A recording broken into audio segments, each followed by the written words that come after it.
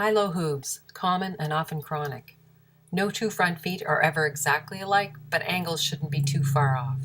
This is eventually a performance-limiting condition to varying degrees, depending on the severity and the reason for the difference. A horse may seem sound for trail riding, for instance, versus competitive jumping.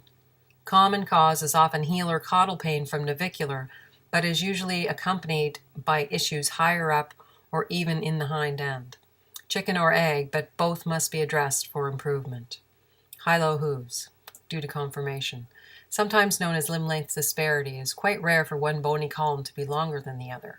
Club foot most often involves shorter tendon and muscle structure, the result of postural compensation.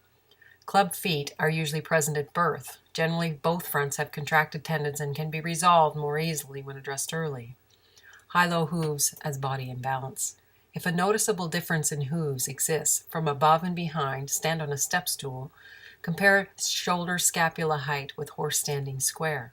Compare the muscle development. Note hollows and asymmetries that indicate an issue and will make saddle fit a problem. It creates a crooked horse and a crooked rider, and if you look at this illustration, there's more crookedness apparent throughout the entire spine. You get a curved neck, and sometimes the tail is carried crooked. High-low hooves, it's an inside job. The heel on the high hoof does not get properly weighted or worn down. The hoof usually becomes contracted. Toe may wear too much from toe-first landings, and the other hoof may become flatter with a low underrun heel, placing sensitive navicular structures, shown as N, closer to the ground. Heel bulbs B on one foot are deeper than the other, even though the heel horn, H, may be the same length. This places the navicular bone, or sensitive caudal structures, farther from the ground in a more protected position inside the hoof. Since you cannot trim heel bulbs, the problem requires additional therapy in other areas to balance the feet and the body. High-low hooves, check the teeth. High-low hooves are often accompanied by misaligned incisors, indicating possible TMJ problem and/or dental issue. Check teeth with jaw completely closed, not as shown, to see that incisors line up.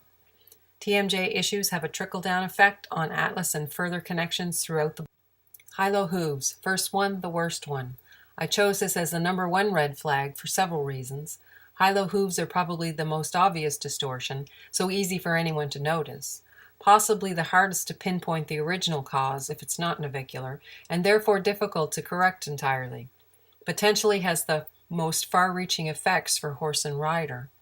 Also one of the most controversial in terms of which remedial approach is most beneficial. Improving high-low usually involves a team of vet, farrier, body worker, and saddle fitter, so can be very costly to remedy. The rider will need realignment as well as body re-education.